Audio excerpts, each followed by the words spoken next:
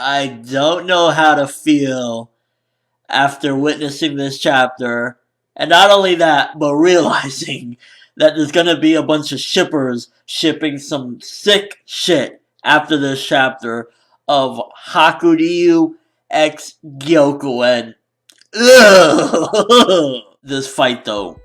This fight and the insanity that it is bringing. Magi.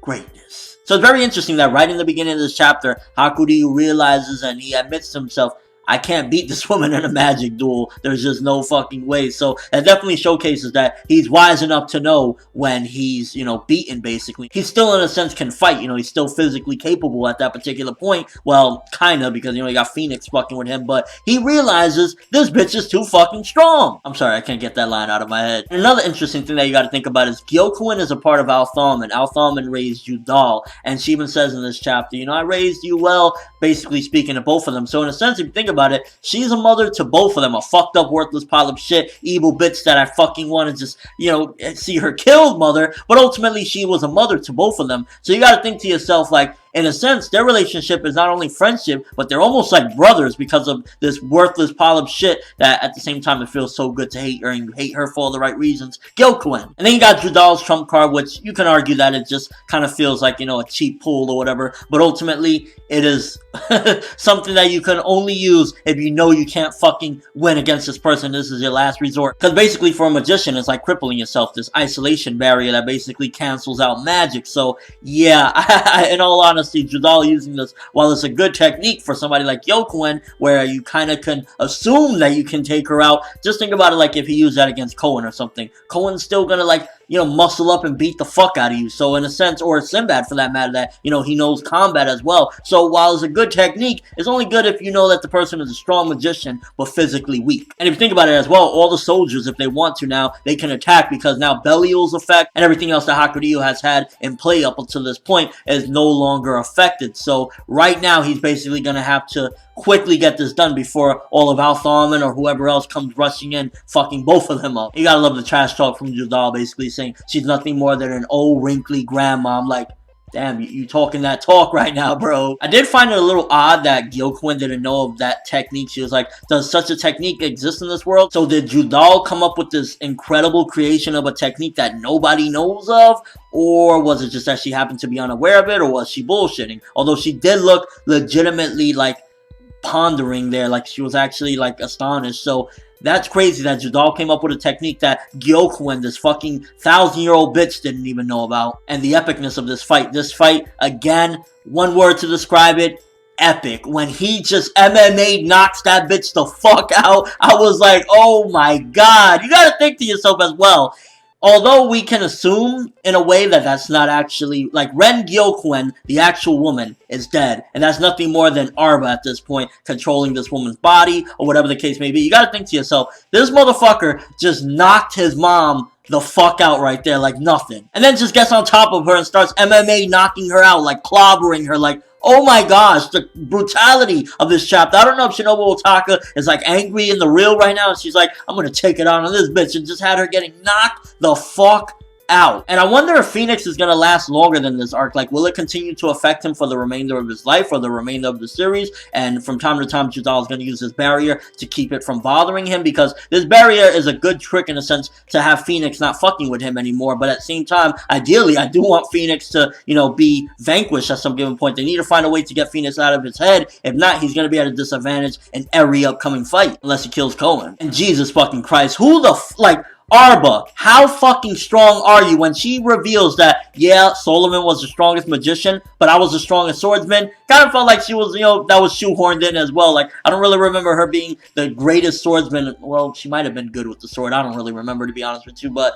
she is okay, you took my magic away? Then I'm gonna fucking stab the fuck out of you and kick your ass in a sword battle. So you gotta think to yourself, this bitch is very well prepared. She, 1,000 years, she's been fucking preparing everything. You take my magic away? I got this sword, bitch. And that's the fact that she didn't even know that this technique existed to take away magic. And she still, trained herself up to play with the sword. I need to talk about that one panel with Judal passing him the sword, where Gyokuen was like, yo, give him a sword. We're gonna have a sword battle. He looked like he was scared as fuck, I'm too scared, motherfucker, you do it. And I'm curious if up until now, did Hakuryuu not realize that that's not actually his mother in that body? Because he looks at her and one of her eyes just completely like disappeared, one of her pupils. I don't know if that was supposed to be the art or something, but when he looked close into her eyes, he said, who the hell? Like, who the hell is this, basically? And does he not realize up until this point that that was actually Arba? I don't think he, at this point, had heard Aladdin's story, because Aladdin's story came after that. So if he doesn't know about Aladdin's story, then he doesn't realize that that's not actually his mother. And I honestly think he probably wouldn't be that angry, in a sense, with Ren Gyokuen herself if he found out that that's not actually his mother's mind, and his mother's mind has been dead for years. He'll probably, if anything,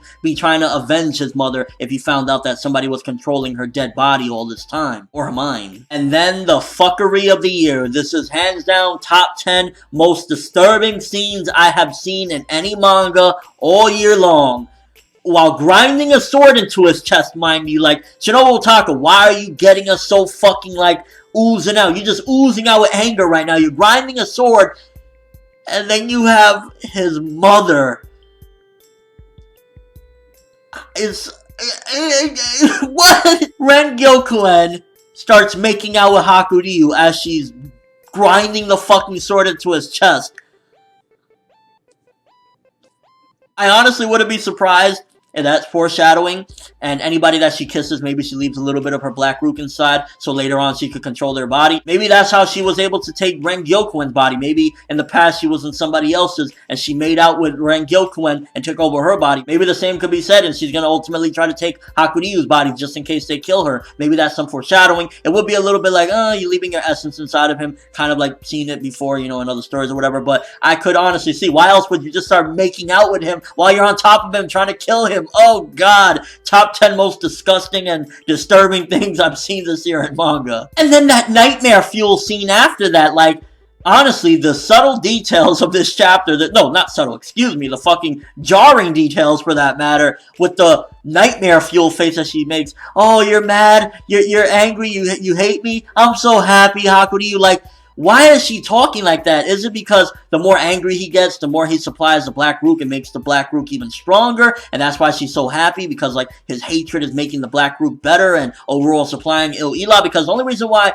Arba's ever been happy is like, oh, Il-Ila, I love your balls. Okay, not his balls, but you get what I mean. And I think while the fight has been advancing, because now they're not even using magic, ultimately one of the biggest things we got out of this chapter is you can see that Hakuryuu finally has two believers. He finally has two believers, because Belial's effect, everything I thought happened to those old dudes, like that Hakuryuu basically put Belial's effect on them and has them mind fucked, is not in effect anymore, and they still came out and said, you're not going to harm the future emperor. So not only have they decided to protect him, they've accepted that he's the future emperor and changed their minds completely. That is huge development. Unless Belial is still in effect somehow, even though there's magic barriers there, which is highly unlikely, that is huge advancement that he finally has a couple of true believers in him, especially it's the old emperor, his father's previous guards, that are like, yo, we got his back. So huge development there as far as Hakuryuu finally getting some people that truly believe in him, seeing this fight and seeing his passion. I think they changed their minds. They were like, nah, he deserves us to be having his back. And overall, a smashing, fucking amazing fight of a chapter. Mindfuckery. I mean, you got Ren Gyokuen kissing Hakuryuu. You got Judal's trump card. You got just gore and violence, but at the same time all showcasing the emotions of these characters and how much they basically fucking hate each other. And then you got the development that Hakuryuu actually has people following him of their own free will. It's not Belial that's controlling them. Great fucking stuff, honestly, this chapter. And Magi right now is just yet again on that fire. Magi greatness, people. 10 out of 10 for a fighting chapter. It was fucking amazing. Let me know what you thought of this chapter. First of all, did you barf a fucking ton with that Ren Gyokuen x Hakuryuu? Please, nobody ship that shit. Please don't do it. It's so disgusting. What do you think about this fight thus far? Do you think that it was a bit of an ass pull, Judal's, you know, technique or whatever? I ain't gonna lie, it does feel a little bit convenient. Like, oh, I can get rid of all magic since the strongest magician pretty much alive is right in front of me. And what do you think about the advancement that these old dudes are actually following Hakuryuu? Does that show that he actually does have signs of a great leader? I mean, Alibaba is wondering whose ass he should follow. Meanwhile, Hakuryuu is establishing his own fucking turf. Your overall thoughts? Crazy fucking shit. Loved it. I loved it to a certain extent because of the nastiness of it, but it's insane. And it's like, Shinobu Otaka is a fucking deadly woman with that pen. Now things is getting heated and the serious threats is coming out in these past 3 chapters of Boku no Hero Academia, aka My Hero Academia. Going to be talking about chapters 12, 13, and 14 because these chapters signify the beginning of an actual threat now. No more just, rivals fighting each other, small time stuff inside of the classroom. Now we have legitimate threats that actually want to fuck shit up. So 12 was kind of facing a few politics, kind of giving the next class president, with Deku getting it, but then ultimately later giving it to Ida, which, to be honest with you, Deku really, while I felt it was a little bit original, it definitely felt forced at the same time. Like, why the fuck would he be class president? He doesn't have the determination, and yeah, it was based on popularity, but it was easily, it should have been with Ida, so I'm glad in the end he did get it, but at the same time, it all felt kind of cliche in a way. And learning a little bit more about Ida, I definitely felt as though that chapter 12, and these past few chapters for that matter, have really helped me know who these characters are and help me give a shit about some of these characters. Like Ida, we found out about his family. He's from Heroics. His brother, I believe, and father were in Heroics as well. So we learn a little bit more about him and just a lot of the other characters, getting a little bit more of them, chilling on the bus. And this is how you develop a bunch of characters to make us give a fuck about all of them, them just talking in a bus. And 12 was, in all honesty, a lot of setup with the paparazzi showing up, kind of distracting them. And it was kind of foreshadowing for what was to come. And then we get a little bit more of All Might's powers wasting away, and I'm wondering how long is he gonna last now that his powers is slowly and gradually fading from him because they're going to Deku. And while his powers fade, does that automatically help Deku to get stronger, or it's just that his powers are fading? And how long does he have until, like, eventually he's completely out the game? Like, if they find some way to, like, stabilize it, and yeah, All Might can still run around for like 100 chapters, that's gonna be a little bit like, All Might within the next 10 to 15 chapters should be completely out the game already. Just, the skinny dude, and then helping Deku to develop. Like I said in my last review, I'll say it again, Deku definitely fucked up. He shouldn't have told anybody because even All Might scolds him about it, and I still stand by what I said, that's going to be a major downfall, whether it's this invasion with all the villains showing up and everything, or a future one with Bakugo knowing basically what he knows, even though he was still kind of confused about it. Ultimately, yeah, there's going to be some consequences for what he told him. Hell, even if it's 100 chapters down the road or 200 chapters and Bakugo's his main villain, if he knows the source of his power, he can find a way to counteract it. Just think about it for a second. If one of these villains want to grab a hair off of Deku and eat that hair, couldn't they in a sense steal the power right off of him? And I'm starting to like Frog Girl, I ain't gonna lie. Like, again, the characters are starting to stick out in these last few chapters where Frog Girl's like, I speak my mind. By the way, your quirk reminds me of All Might's. So little by little, I wouldn't be surprised if at the very least the school starts to figure out about him having All Might's quirk. And I think eventually, I personally would like for him to not necessarily lose All Might's quirk, but somehow, like, he's a late bloomer, I guess, and obtain his own quirk, and then that way, like, maybe All Might can either get his power back. Maybe that'll be how All Might sticks around with relevance, like he'll get his powers back because Deku will obtain his own and he can get his back or something. But I would like for Deku to get his own ability and not just have, the powers from All Might. Okay, that was just fucking freaky. The dude that showed up, the villain with like the hand on his face and his eyes, the detail in that drawing was a little bit too detailed. And ultimately we got the first invasion on our hands. This manga is very fast pace. I think the author is trying to get it through our heads. Yo, I'm sticking around. I'm trying to stay around with my fucking serialization. And they're talking about killing kids like it's nothing. So yeah, they're not little pussy pushovers. And I would like to definitely see more as, of course it progresses, more ties. Like, does this villain know All Might personally? Definitely one of the reasons why they want to kill him is because he's a symbol of peace. And also they probably have some sort of suspicion about his powers. And then you got Aizawa Sensei, aka Eraserhead, fighting all these motherfuckers on some beastly shit, reminding me of Kakashi. In all honesty, I gotta keep saying it. I gotta call him as I see him. This arc is kind of reminding me of the Orochimaru invasion when he showed up and, was fucking up the village. This is what it's reminding me of. And you got Aizawa Sensei just fucking fighting all these people, which is his specialty. Although I don't know how long Aizawa Sensei can last. And to be honest with you, if he defeats everyone and it's just like the kids in him defeat all these villains, even though they're called the Alliance Association or something like that, or the Villain Alliance or something, then yeah, it's kind of gonna be like, how much of a threat are they if like a few kids and one sensei can take all of them? So a few people are going to have to show up at some point, especially hopefully All Might, even if he's rested up. But this could be big things. This could be leading up to possibly All Might's death, because I don't see with All Might, his powers deteriorating this quick, him lasting that long again. And did anyone else feel like it was just kind of awkward and out of nowhere when Frog Girl saves Deku and he's like, man, she's supposed to be a frog with these tits? I'm thinking to myself like,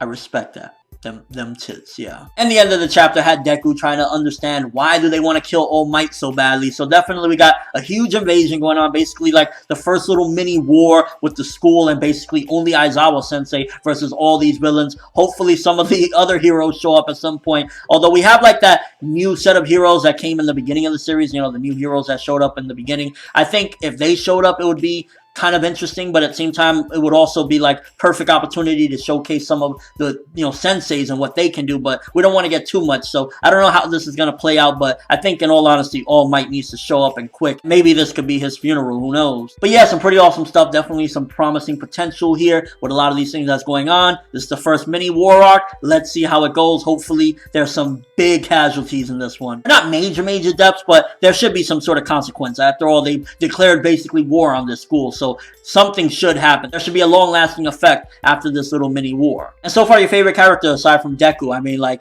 these characters are starting to show potential, and I ain't gonna lie, Frog Girl, But that's all I have for this review. Thanks for watching. Hope you enjoyed. If you liked anything I had to say or enjoyed the video, drop me a like. I'd greatly appreciate it. And if you haven't subscribed, if you can do so as well, that'd be awesome. Enjoy that Magi greatness. I'm ForneverWorld, and as always, people, have an awesome day.